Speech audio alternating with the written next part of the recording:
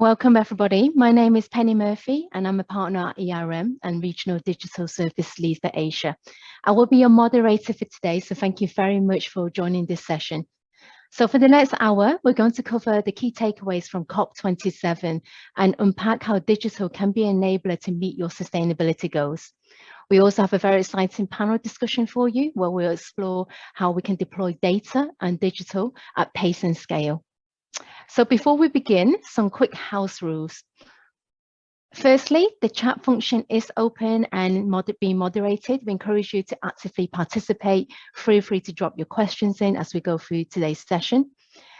Secondly, the webinar is being recorded and will be published on the ERM APAC YouTube channel. And when this presentation material will be available after this webinar. You can also click live transcript and then select show subtitle for those that may want the English feature. So I'd like to warmly welcome Samir Menon, a global managing partner from the Innovation Incubator ERM.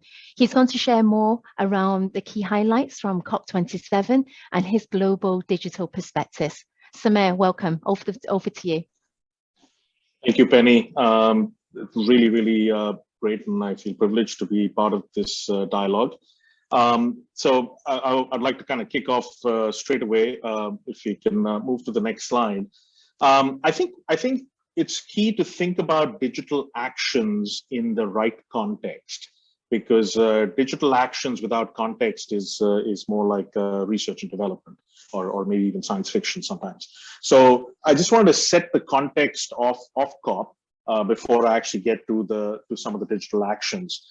As many of you are probably aware, the host country has the task of laying out the priorities, and Egypt laid out the priorities for this COP with a focus across four areas: mitigation, adaptation, finance, and collaboration. I'm going to pick up a couple of points just to, as I kind of link the digital back in. On the mitigation side, two key areas was the 1.5 degree target and the ability to track the commitments, the delivery on the COP26 commitments. On the adaptation, really an urgent need or a plan for action. On the finance side, particularly very interesting aspects around the finance for loss and damage, and the finance for least developed countries. And then finally, on the collaboration side, both building consensus and also this whole idea of state and non-state actors collaborating more effectively. So a couple of key themes that kind of came out from COP. If I can move to the next slide, which just shows how this then plays into the region, to APAC. Asia is clearly in focus for 2023, G7 in Japan, G20 in India, COP28 in Dubai, in UAE. And as you can see from those four areas I mentioned, you fall into the areas that are particularly relevant for Asia. Clearly, on the adaptation and resilience side, again, I want to highlight the need for those assessments, which then allow you to set the targets and metrics. On the just energy transition, again, clearly adding more context to the idea of energy transition. It really needs to be no individual left behind in terms of how we. So the energy transition needs to be accompanied with energy availability and energy accessibility. Again, to be able to do it in a low carbon way, so that we're ensuring that as we provide the energy access, we're not adversely impacting the carbon balance sheet.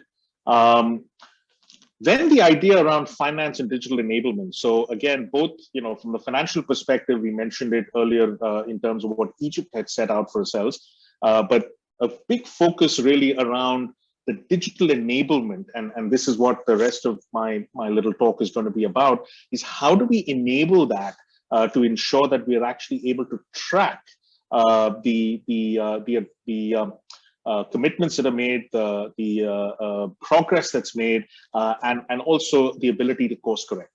And the last aspect, again, from an APAC perspective, really is the focus around some of the natural climate solutions and the upcoming TNFD disclosures so nature-based financial disclosures to accompany the TCFD disclosures that are obviously becoming crucially important across the globe.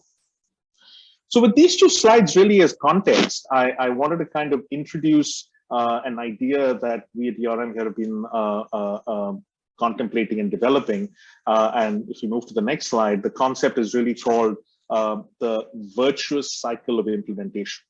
I have been to earlier COPs. At COP 27, if there was one clear motive, it was an urgent call to action. And people on this call may say, well, we've heard that before, but this time around there was no. This was not Peter crying wolf. This was an urgent call for action to deliver on the commitments that are being made, to deliver, to support people who are trying to deliver on these commitments that we made, and our ability to have transparency and visibility across that entire gamut of actions. In our belief, this virtuous cycle of implementation can actually act as a bit of a flywheel effect to really allow us to meet the above commitments. And these include the concept, obviously, of establishing a baseline to make sure you have the right measurement, ensuring that you're then looking at the materiality and screening to do the appropriate assessment. That then leads to the creation of an action plan, and typically our ability to simulate to help prioritize some of those actions. Then clearly the need to actually act on that action plan. Then our ability to monitor the impact of those actions so that we can make course corrections or also track what our progress is. And then finally, the idea of creating a transparent and visible disclosure based on some standards and frameworks that allow the globe to know where we are on this path. And as you can see, it doesn't end there. It then goes back to measurement, and we continue the virtuous cycle. So this, we believe, is key for us to enable to make these commitments, to help track how we're doing across these commitments. So what role does digital play? I say powered by digital. Each one of these steps, there are unique challenges associated with each one of these steps, and digital can play a really, really important role to help address some of those challenges. And let me come to that on the next slide. So I start with the concept of measurement. As a number of you are probably familiar, the ability to acquire data, the ability to ensure that the acquired data is accurate and has the right quality and has the right reach and expanse is a key area. Again, digital can play a key role here by ensuring that we enable automated feeds. We ensure that we use APIs, tablets, try and remove the human intervention as much as possible to ensure that we're able to create baselines that we all trust and believe in. So again, that whole verifiability and auditability part from the measurement piece. Once we have that data in place, the next piece is assessment. So how do we assess the data that we have measured fairly rapidly to ensure that we can create the right benchmarks and make sure we have the right indicators? And this is where, again, tools like a climate screening tool or different rapid assessment tools allow us to prioritize what is truly material to that country or to that non-state actor, to ensure that we are investing our limited resources in the most effective way possible. Once we complete that assessment, we then move to the planning phase. And there again, typically the idea is how do you create a plan that is, again, prioritizing our activities. And this is where, again, digital can play a key role by allowing us to simulate, allowing us to model, to really look at what potential actions can have the maximum impact, doing the cost benefit, doing the marginal abatement curves, but being able to do that in a test mode before we actually try and scale it. The next step then is actions. How do we act on those plans that have been created? Again, the concept of simulation, the concept of tests, the concept of creating these the pilot cases allow us to again define what the pathway needs to be. And again, digital plays a key role in that action mapping and action tracking activity. Then we come to the monitoring phase, and again, as a number of you are familiar, sometimes the monitoring mechanism, by its complexity and by its scale, may actually become more expensive than the actual action itself. And again, this is where digital can play a role to ensure that that doesn't happen, and that we're able to use sensors, drones, other remote activity that allows us to do effective monitoring, and also try and remove some of the inherent bias that typically comes in with human interaction and human monitoring. Again, we're not saying remove all human monitoring, because you do need the human intelligence to augment the digital intelligence to ensure that we are monitoring effectively. But the ability to ensure that the base level monitoring is actually being done by digital tools and systems. And then finally, to the disclosure and reporting. I have an image of the TCFD report here, which is obviously an area that's gaining a lot of traction globally here in Asia as well. And again, where digital helps is our ability to create those standards, and then our ability to help comply to those standards in an effective and efficient way that allows us again to test whether we're on track, whether we're making the right progress, and how we can kind of achieve the climate change commitments that we've made. So as you can see, in each phase of this measure, assess, plan, act, monitor, and disclose, digital can play a key role to make each of those steps in that cycle of implementation more effective and more powerful. And this is, I think, some of the ways that digital can truly enable some of the COP27 initiatives and allow us to really use our limited resources in the most effective and efficient way possible. So I'm gonna stop here and hand back to you, Penny, to discuss some of these concepts a little further. Thank you, Samir. So before we go into our fireside chat, I'm going to have a second go with the audience. We're very interested to hear where you stand today. So let's try another polling question. So on the screen, can you share with us, are you currently using any digital solutions to accelerate your climate change actions? Simple yes or no. We'll just give that a couple of seconds to run through, and hopefully this time it will work because it's a digital call.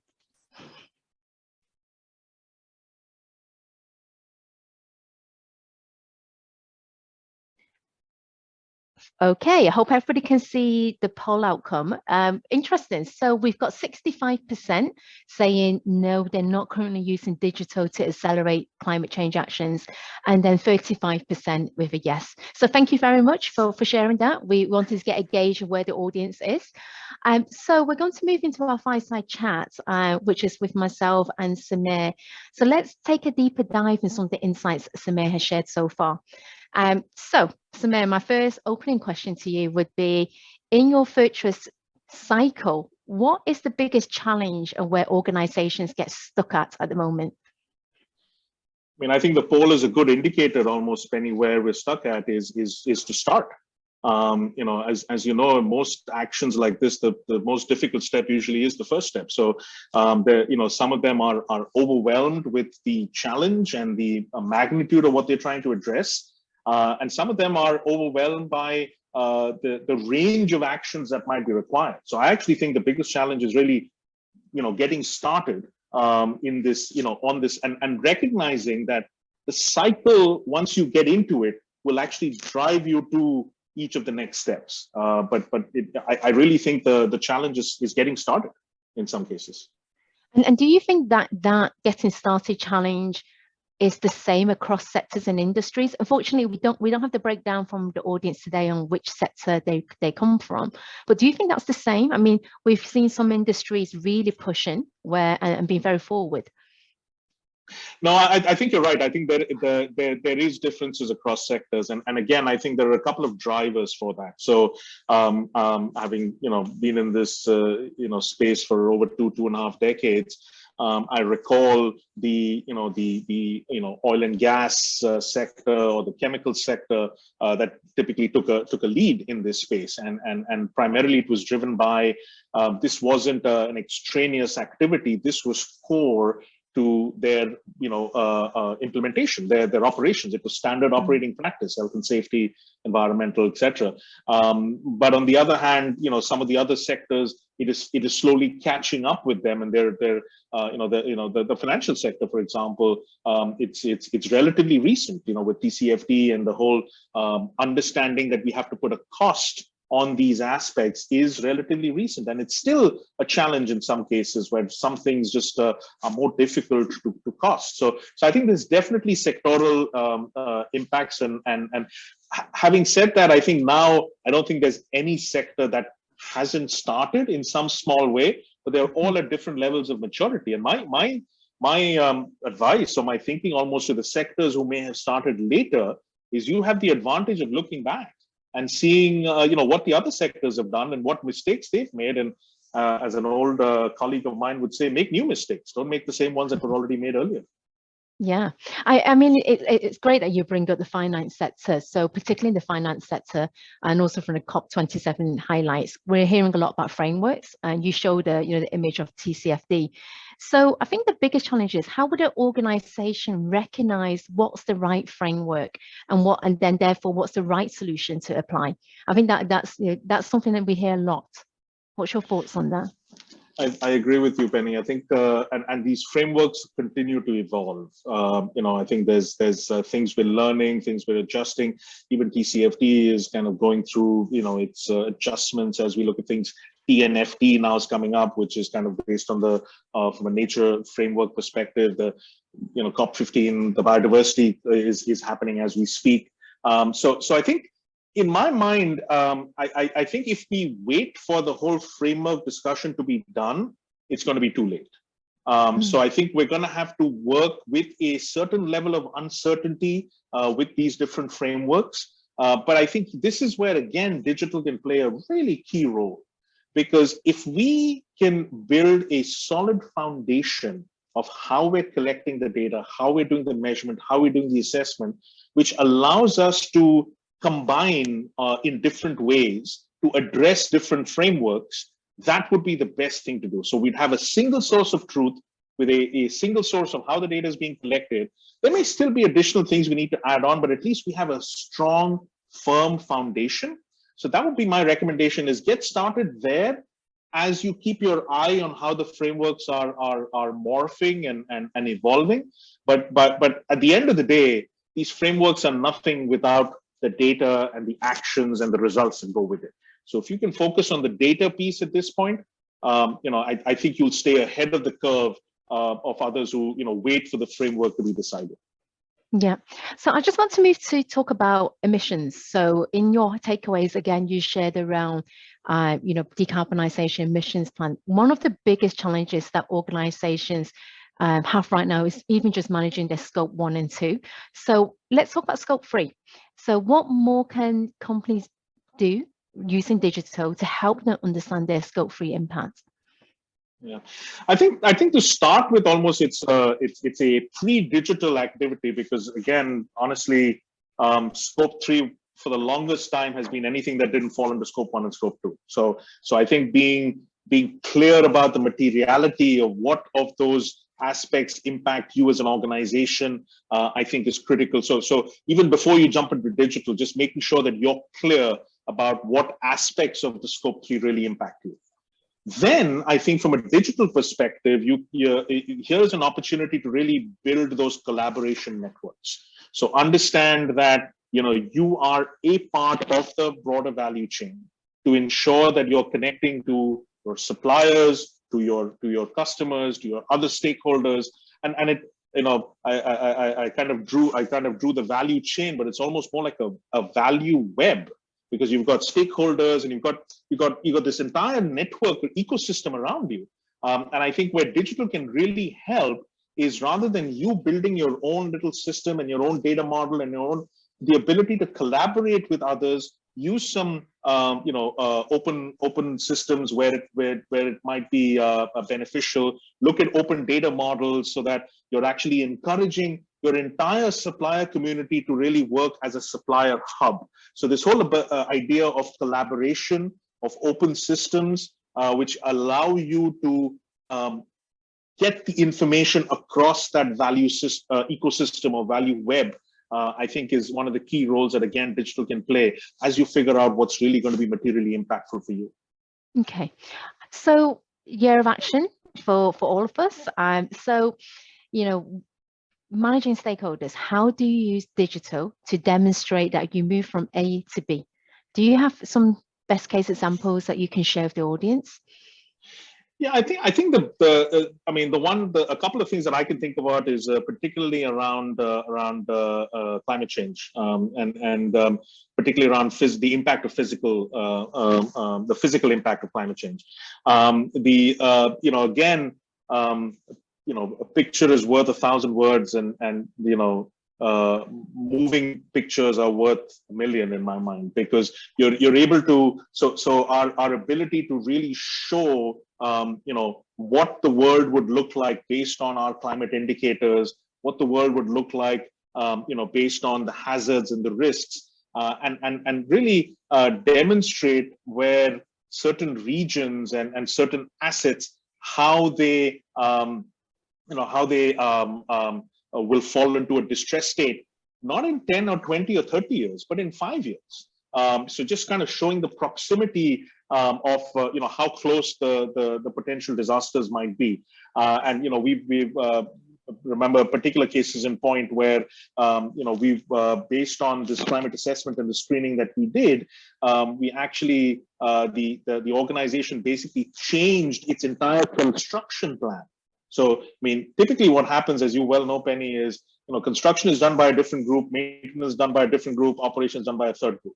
By demonstrating what the different risks and indicators might do to this particular site, we forced these three groups to work together, which some would call a miracle at points.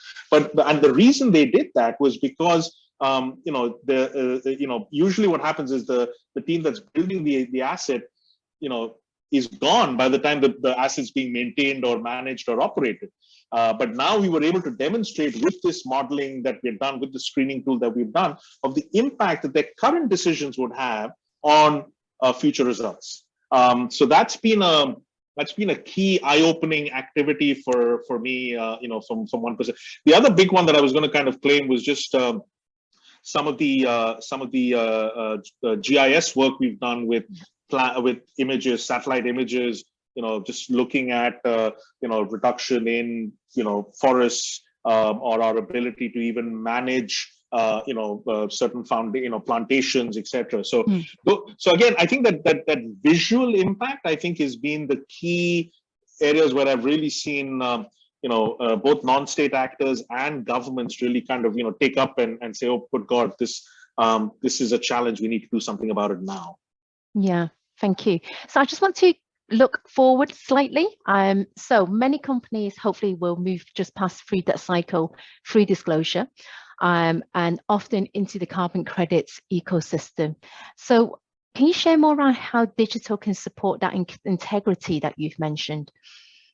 Absolutely, and I think as we've dabbled in that space before. So I remember a couple of earlier COPs in the early 2000 spaces where we looked at different ways, even RED Plus later with the forestry. The biggest challenge that a number of those programs had was verifiability, was auditability, was transparency, was visibility. And the problem was that digital tools or technology in those days was quite expensive. So as I mentioned in the cycle, if you look at monitoring, sometimes the cost of monitoring was more expensive than the actual action. So, people said, well, I'm not going to do it.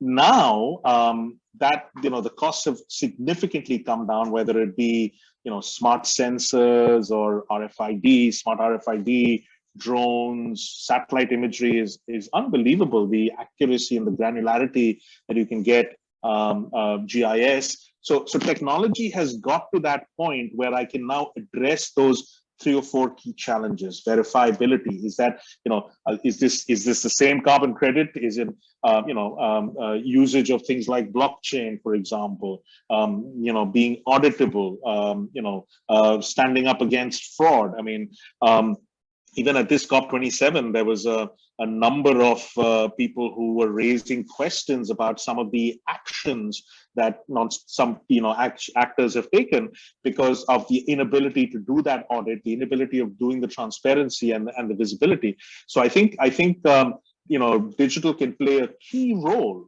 in actually making that market and that ecosystem much stronger, so that people believe in what's happening and are willing to actually invest and make it a success.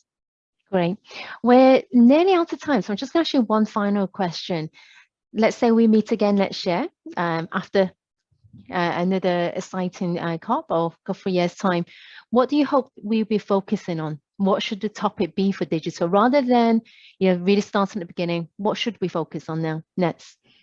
Well, I hope I have a jetpack by then, which is powered by renewable energy. But we'll keep that aside. To be honest, I think at that point, I think we should have clearly gone past the measurement piece. We should be in the assess and the plan in terms of creating these models and activities, but also have enough success stories of actions, whether it be green hydrogen or more effective, any of these kind of activities. So you have success stories, and you have transparency in the disclosure.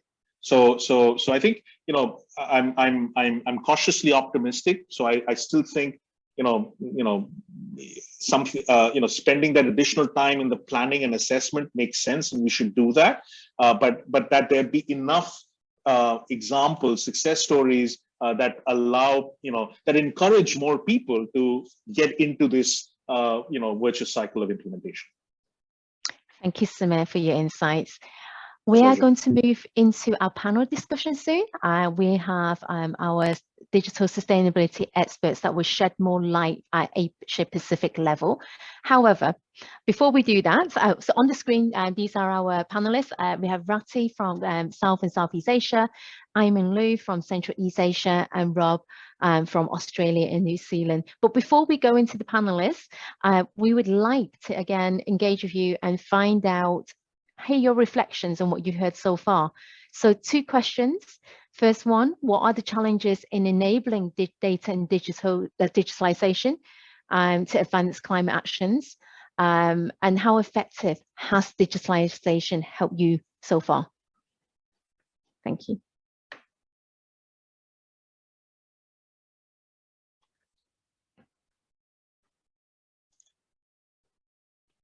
We just give that a couple of minutes for everyone to answer. 2 questions there, so we'll give slightly longer.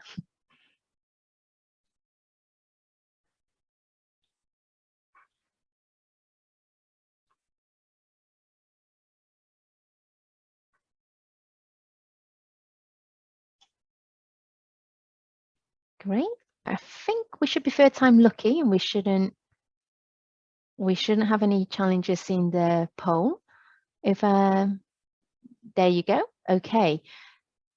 So the question is, what is the most significant challenge in enabling digitalization? So 29% said access to the right quality data, and then not far behind is 24% understanding what's applicable to your organization. Interestingly, we're seeing the mid-range 10% around the people and people part, the stakeholder engagement. Yeah, that's great. Okay, let's see. And then let's move to the next poll. We asked, how effective has it been? Worryingly, everyone has 6% that say it's very effective, but 65% is effective, and some was just below average. Great. So thank you very much for again sharing your reflections. We're going to move into the panel. And so if my panelists can all come on screen, and share your faces, that would be great. Hi, Rob. Hey there. All right, guys, so welcome. So we heard from Samir the global perspectives. Let's go a bit deeper and let's go into Asia Pacific. I'd love to hear from each of you, given that you cover different geographies.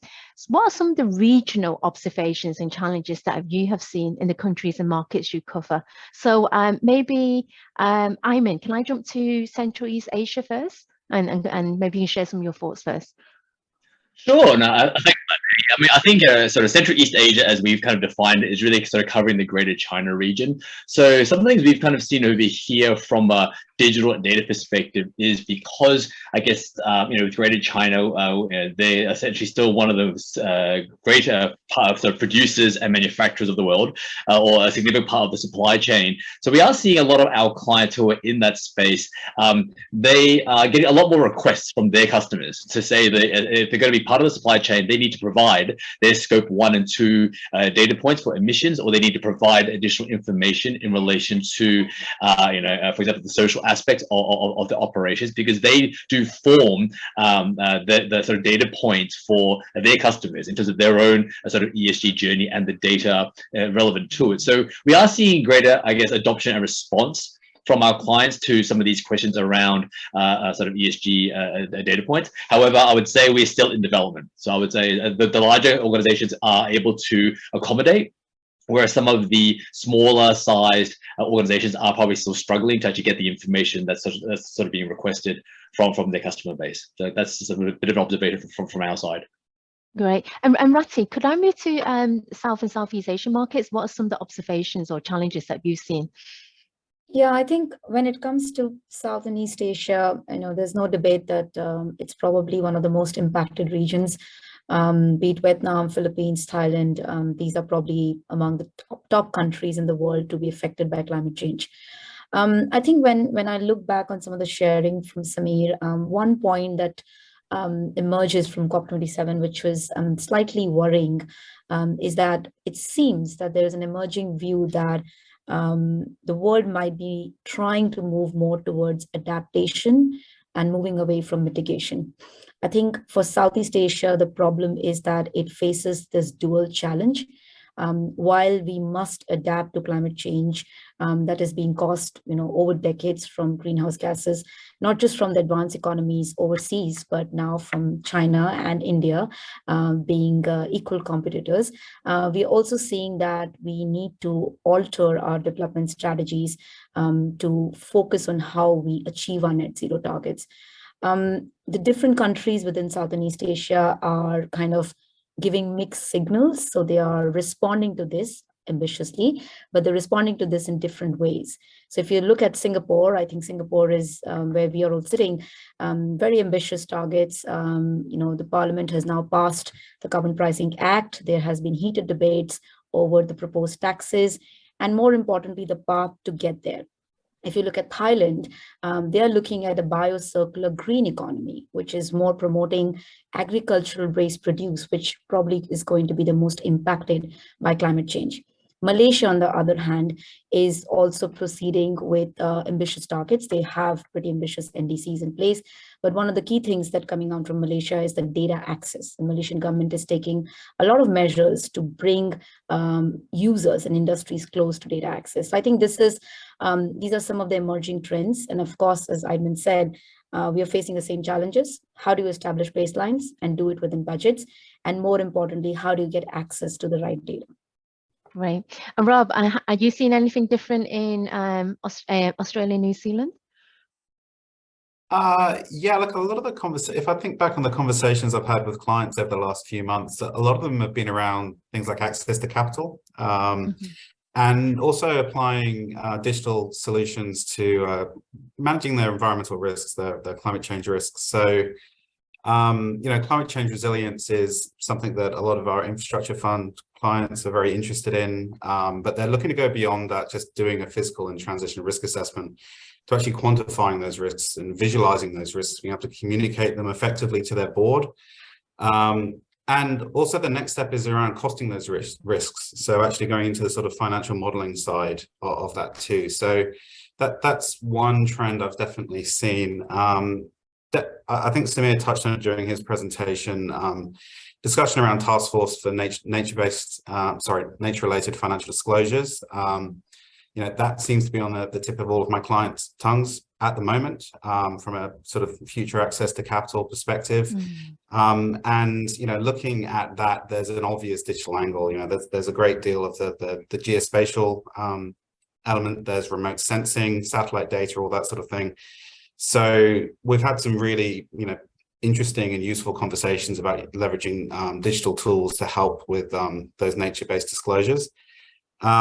And probably the other sort of key discussion that we've been having more and more around with some of my financial clients is around sort of corporate liability management. So our clients are starting to realize that, you know, as their portfolios grow, they've got so much data, like just the most enormous amount of data coming in. And they're really struggling to start to draw insight from that data, you know, and particularly, you know, comparing different assets to other assets. And what they've been asking for is both platforms to be able to capture that data and compare that data in a meaningful way, but also looking for assurance that they're doing everything practicable to actually, you know, be across that data. Are there gaps in that data, or actually there could be something lurking in there that they're not sure about? So they're looking to get a bit more assurance that their data is being effectively managed. Yeah, so, yeah. that's really interesting. Actually, if you look at our audience in terms of access to right quality data as a pain point for most of them, I just want to say in that theme of data. So, Ratty, can you share how perhaps data analytics is helping people measure and monitor and bring to life some of those examples that Samir mentioned in the virtuous cycle? Yeah, I think I'll probably take a few examples. So let's start with some basic stuff that is happening in this side of the world.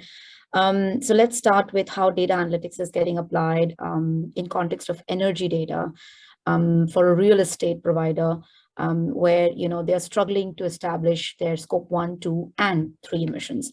Now, interestingly, for real estate providers in this part of the world, and of course across the sector, over 85 to 90% of their emissions would be their scope 3. Now, obviously, we know the challenge to get to scope 3. Now, here comes the use of simple data analytics. We have a large teams who are now working on simple energy data, utility data, bill data, and then applying NLAs, net leasing ratios, GFAs, which is the gross square footage area, and then using the energy bill data to approximate how scope 1, 2, and scope 3 emissions can be distributed. Now, obviously, these are estimates, but these estimates are helping them establish a baseline, which then further helps them to state that, okay, if 90% of my emissions is scope 3, which is being driven by my tenants in the building, like how we are tenants for Capital Land in this building, what do I do to reduce those emissions? Do I make the buildings more efficient? Do I deploy more carbon tax on the bills that I'm giving to my tenants? So that's one example, very simple data analytics in use. There are other examples coming specifically to climate change, which I think we at ERM are very proud of, is using granular climate risk data to make investment decisions. I think at COP as well, ERM discussed its methods, its processes, and our innovative tools called CRISP, where we bring data, years of climate expertise, and technology to automate climate risk assessment. We have applied now to one of our leading steel manufacturing clients in India, where we ran this process with them, ranging across a big range of stakeholders to understand their risk and opportunities. And now they have a view of their climate risk of 2030 and beyond, and they are able to also answer their stakeholders on who have been pressing them for these answers. Taking to the last example, that these are some examples that we're doing at an industry level. If you look at some of the country level efforts, the Malaysia example that I gave, today, if an industry in Malaysia is asking for, let's say, climate change data, they don't have access to anything beyond 2016. At the COP, Malaysia released its announcement of the GHG Inventory Center, which does not make the data real time, but they are going back to 2023, releasing 2023 as a baseline of 2022 data, which will help industries to come to a baseline data. So I think we are seeing examples of data analytics all the way from simple data calculations on energy to all the way at country level initiatives. Great, thank you, Rati. I just want to switch tack slightly and talk about, you can't talk about digital without talking about technology in itself. So one of the questions that I have is, how are organizations really leveraging tech to help them take all that data, all the analytics that they've done into more accurate and better reporting? Maybe I can just point this to Ayman or Rob, see who wants to take that question. I can go first and I can pass it to Rob. Yeah.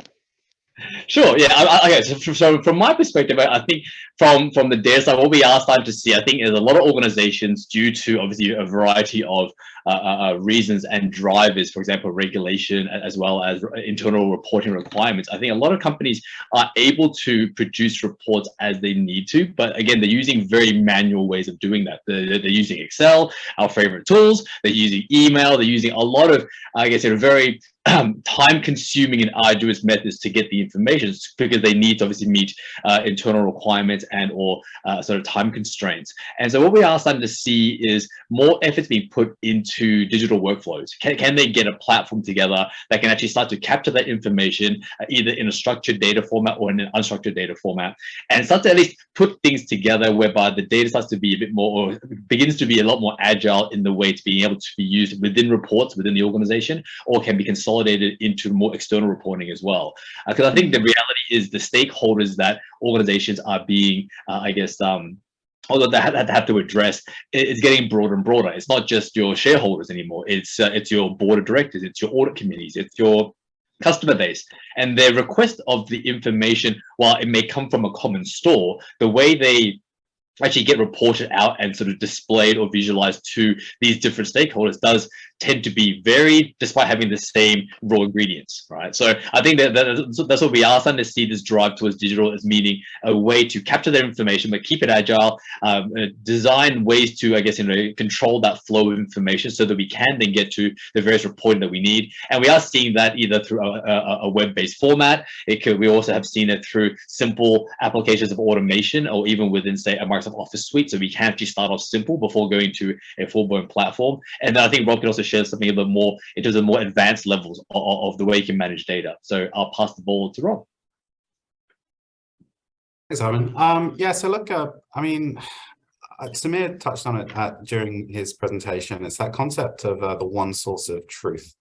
And it's something that certainly a lot of my clients struggle with. They'll have multiple different departments, often very siloed, but they all need to use the same data, and they create these hidden data factories within their organizations where they, they've all got slightly different data that clashes with each other, and it's a real struggle, right? So certainly what I'm seeing is a lot of, particularly for environmental data, a lot of my clients are requesting an integrated data platform where they can put all of their data in one location, and there's easy access to that data by all of their organization, and also easy reporting, I think, is one of the key things. So, if you think about the amount of time that's wasted on multiple different departments all reporting on the same data, when you can just have that data reported by the click of a button and everyone's using the same one source of truth, that is what a lot of my clients are asking for. And from an environmental standpoint, that's, we're pretty much platform agnostic. There's a number of different ways you can cut that, but yeah, certainly I would say that that's the key challenge. And then I suppose the other piece is around obligations as well. So our clients have got a very wide range of environmental obligations across huge organizations, often thousands and thousands of obligations, all of which have a regulatory context attached to them. And so what we're seeing more and more is requests for regulatory monitoring platforms that basically keep those obligations up to date and create those workflows that Ayman was talking to, where an obligation, for example, if there's a reporting deadline that has to be met, the relevant people are emailed, and they're bothered by that, and they're escalated to the point where you basically have to meet compliance. And I think that's the real power of some of these sort of database focused tools. So anyway. Great. Thank you, Rob. So audience, we've just got a couple more questions to panelists, but just a quick reminder to please feel free to drop any questions you have into the chat box, and our panelists will do their best to answer them. I'm just going to carry on for another couple of minutes.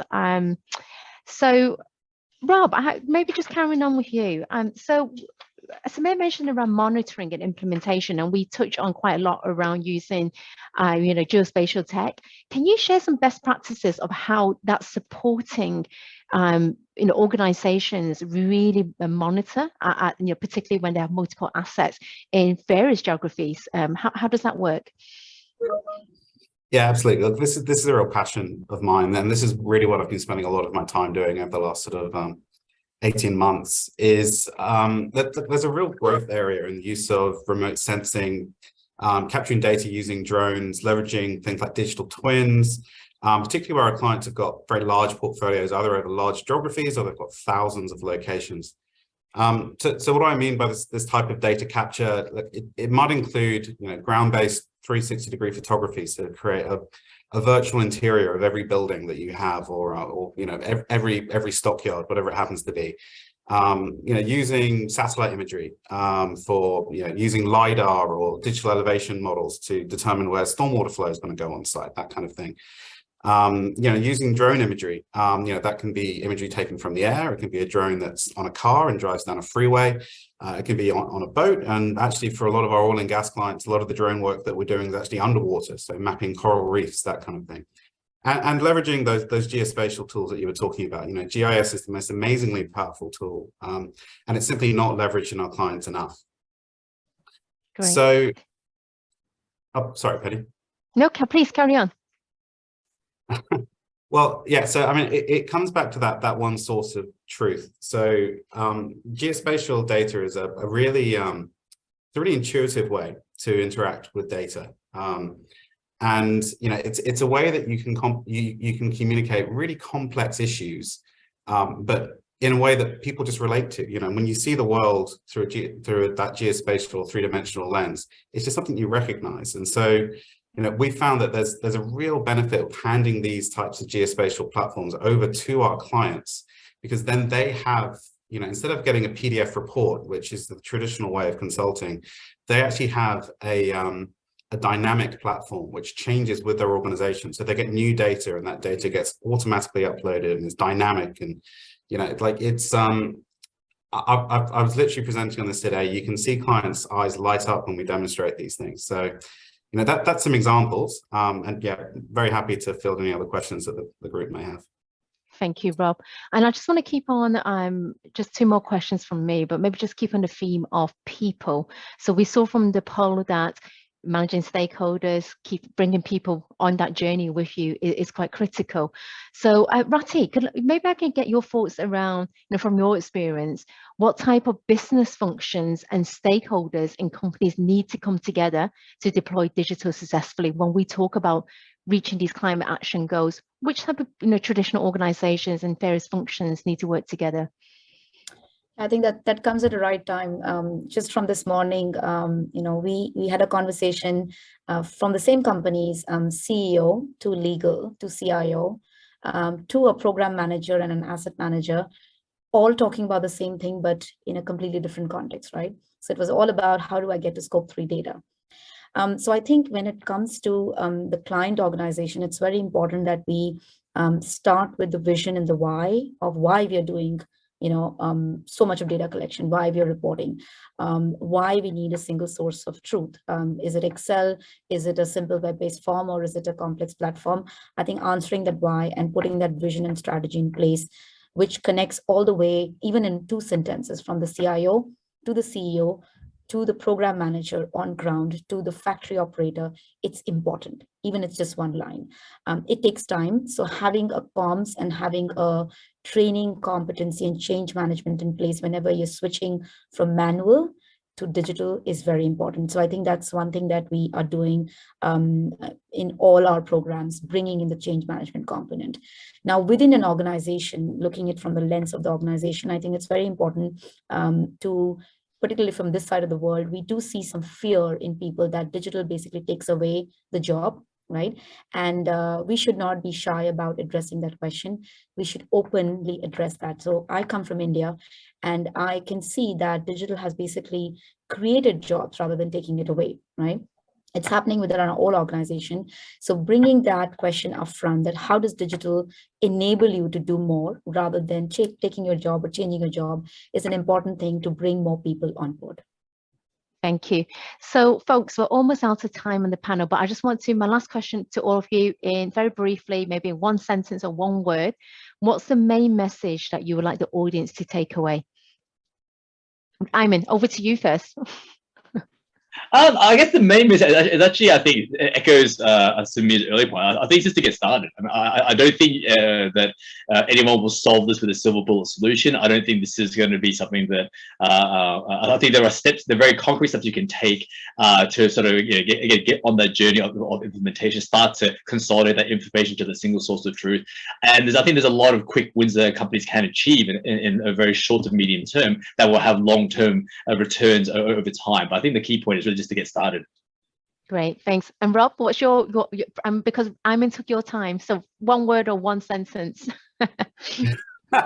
Okay. Well, he kind of stole my thunder too. So I mean, I guess there's a lot of barriers to getting into digital. People don't want to take that first step. But what I have noticed is once they do, it gains momentum really quickly. It's fun and it's exciting. It's a way to make us all more efficient and basically to make our jobs easier. So great. And Rati?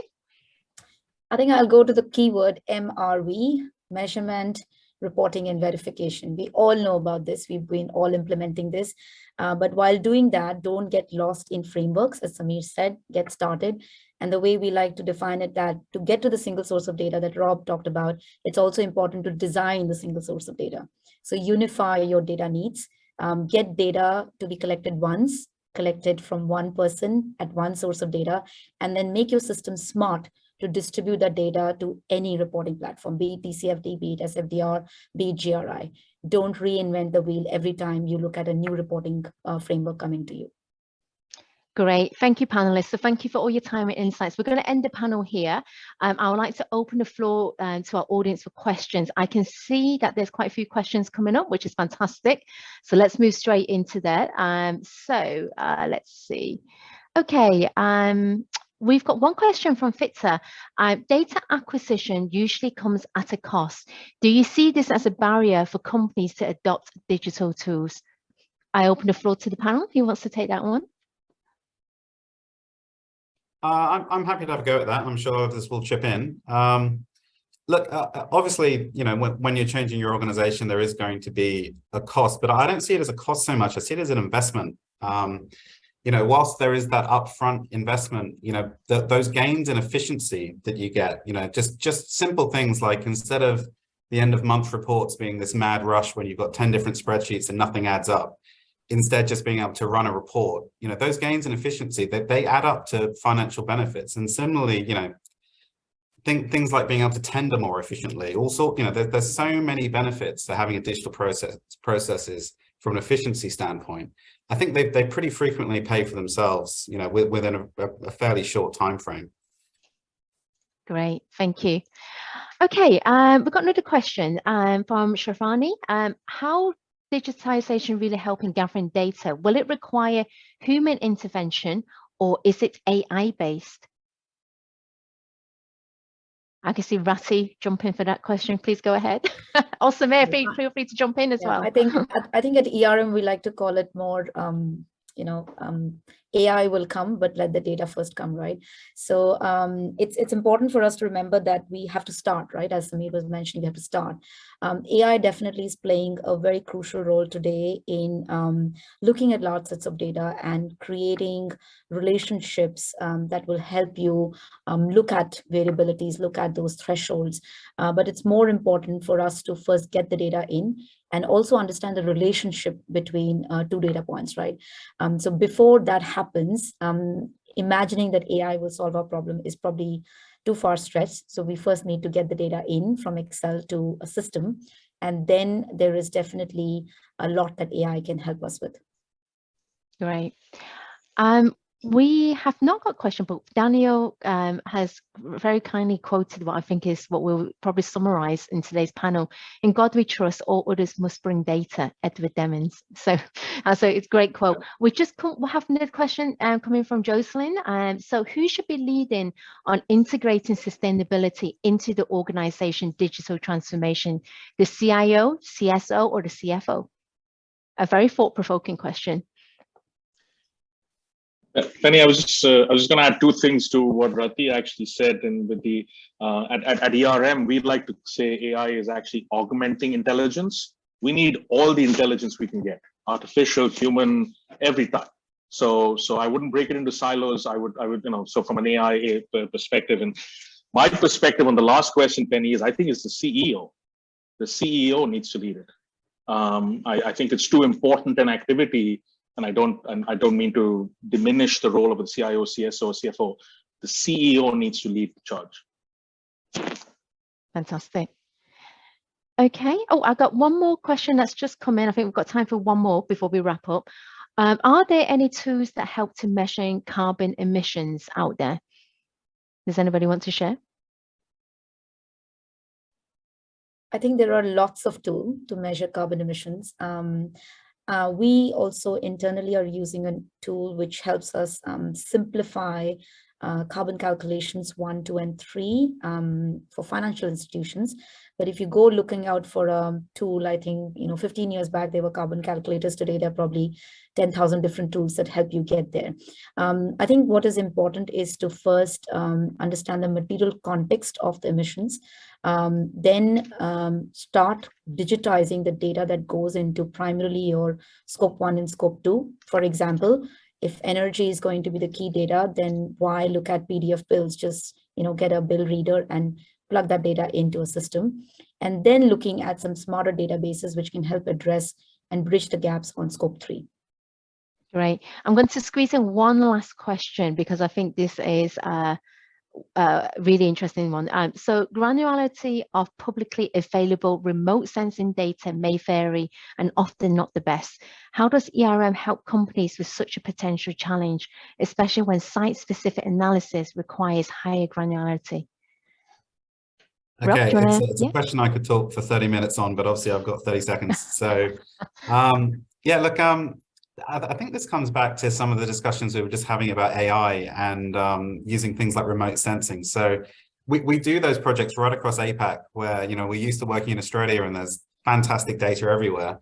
Where you don't have that data, what you can do is capture really high quality satellite data and you can send people into the field to make observations, and then you can teach an AI to basically identify the features that you've sent people into the field to look at. So that's one example of what you can do, but there's many, many others, and I'd be very happy to carry that conversation on. Thank you, Rob. So thank you, everyone. Thank you, my panelists and Samir for all your insights today. Thank you to the audience for joining us. We hope you found this webinar useful. ERM will be continuing the climate action dialogues over the rest of this week. And tomorrow we are talking about nature-based, something we touched on today, climate finance and also renewable offshore wind. So you can scan the QR code. It's the same time, 2:30 Singapore time for the rest of this week. Finally, there is a QR code. Please do share your feedback, good or bad. We'll love to continue the dialogue with you. Thank you for your time, everyone. Thank you. Thank you all.